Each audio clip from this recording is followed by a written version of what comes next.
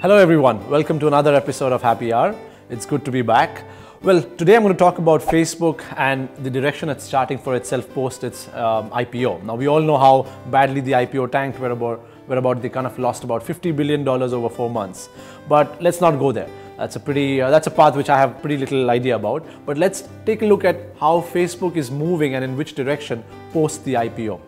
Today I'm going to talk about 5 interesting developments that Facebook has kind of launched over the last few months. So the first point that I really want to highlight to you guys is Facebook is going heavily on mobile. Now if you guys have noticed, Facebook launched a native mobile app. There's a lot of criticism about how slow their app was earlier, but now with the native app that's available on iPhone, and I guess it's going to launch pretty soon on the Android platform as well, the entire journey or the entire experience of Facebook is going to be pretty smooth, faster and more interesting. So with the mobile apps available, the entire timeline is now available on mobile. So brands which have invested a lot of time, resources and money on kind of converting their brand pages into the nice timeline can experience the same on the mobile platform as well.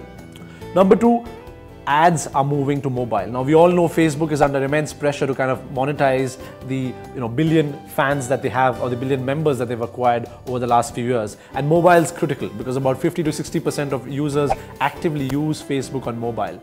So what's happened is you have your Facebook ads that you normally see on the right hand side of your Facebook newsfeed on the right hand side. Now it's appearing on the newsfeed in the center on the mobile device as well. So a lot of Facebook ads would appear on mobile. So that's pretty critical. Number 3, we're looking at various options that Facebook is providing brands to kind of further spread their messages to their fans. So what they've kind of released are a couple of features. One is known as promoted post. So earlier, there's a lot of complaint about how each post made on a fan page or a timeline page would potentially reach only about 10 to 16% of the fan base.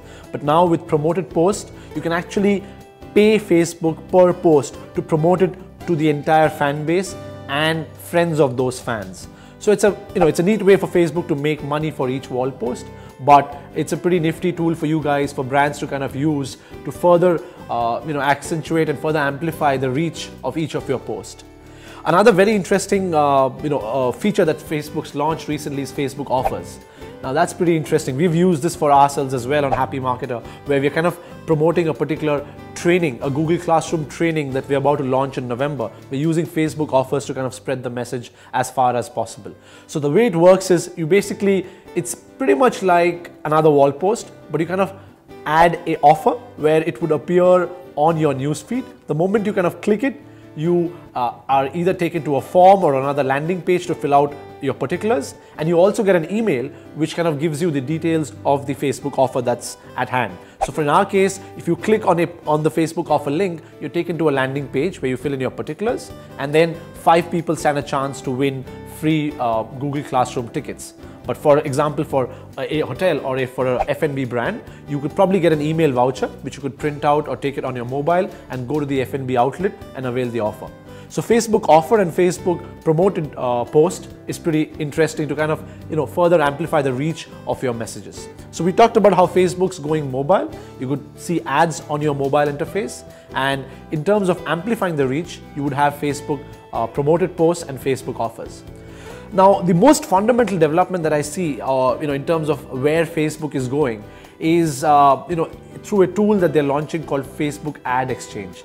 Now, this is very similar to what Google does on their remarketing platform. So, if you're familiar to the remarketing platform, you have banner display ads which kind of follow users based on their internet site usage behavior, which kind of is based on cookies, if your cookies are on.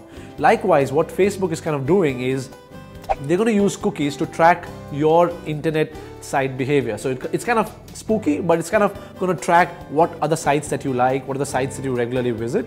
Now, based on that, it's going to decide which ads are relevant for you. Now, that's very, very powerful, right? Because it kind of knows that, for example, you like Yahoo, or perhaps you like Reborns. And based on your preferences outside Facebook, the ads that you see are going to be based on that data. Now that's very critical. So I think while they're still figuring out how it's going to work, they've done a few pilot tests in the US, and I believe by September, October, this product has been launched, and very soon we're going to see this in Asia as well. And lastly, I think a particular feature that I'm going to talk about, which could be very handy when it comes to brand and content managers who manage Facebook pages, is how do you customize your content to your fans? Now, for example, you could have 5,000 fans. Now, but not all would be interested in each of the messages or wall posts that you share, right? So what Facebook has done is they're allowing you to target each message to a different audience segment. So for example, if you're working for, let's say, an F&B outlet which serves different kinds of food, different cuisines, so you could customize each post of yours to reach a specific target audience, right? So you could target using age, sex, marital status, geographical location, etc., right? So your posts are very, very relevant. It's not just spray and pray. It's more like different strokes for different folks, right? So it's going to be much more customized, much more focused, and hopefully the engagement rates should go up, right? So these are the 5 critical features that we kind of see Facebook gunning towards. If you want to know more, just check out the blog that I've written about sometime last week about the 10 different features that Facebook's launched post-IPO. And I think while the financial markets have their own path, I'm pretty confident that with these new features on mobile as well as targeted posts, I think Facebook's going in the right direction to help brand marketers further increase and improve the experience for their fans and for their customers. All right, see you next time.